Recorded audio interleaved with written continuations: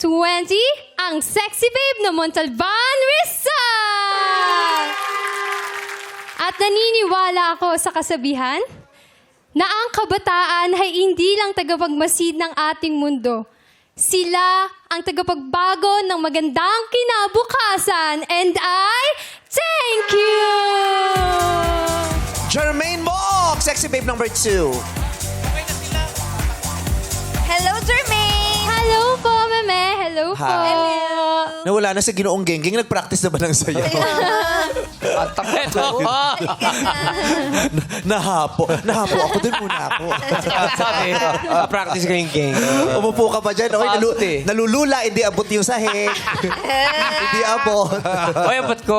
High chair. Okay, sabi mo, ang kabataan ng tagapagbago ng... Tagapagbago po ng ano, ay tagabuo ng magandang kinabukasan. Hindi, yung dulo mong sinabi, tagapagbago. Tagapagbuo po. Tagapagbuo po Yung sila una. ng magandang kinabukasan. Ano yung una? Ang kabataan ay hindi lang tagapagmasid ng mundo. Hindi ka Sila ang tagapagbago ng magandang kinabukasan. Ayun, tagapagbago ng magandang... Ba't nila babaguhin yung magandang kinabukasan? Kasi po, syempre, sila po yung magiging future generation. So, mas maganda po na if ever na ngayon, ng mga kabataan na nanonood, dapat mas motivated sila na dapat alam na nila ngayon pa lang kung ano Sabi yung mo gusto kasi nila. tagapagbago ng magandang kinabukasan. So kung maganda yung kinabukasan, ba't babaguhin pa? Kasi po may mas igaganda pa po yun in the near future. Mas maganda. Hindi na content. Mas maganda.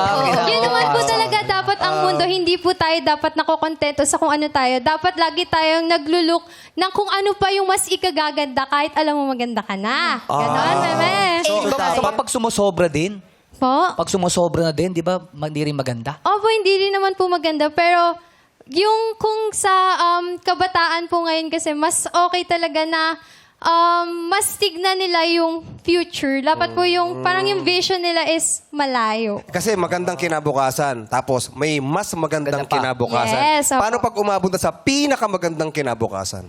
Hindi po natatapos yun. Para po yung pag-aaral continuous learning. So, yung pagbabago ng mundo ngayon, hindi po natin mapipigilan. Asan si number 1? Tanong mo.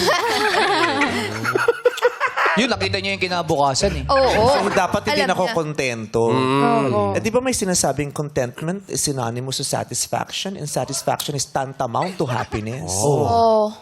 Opo. Yes. So, pag paano hindi yun? na ako kontento, Yeah. hindi magiging masaya?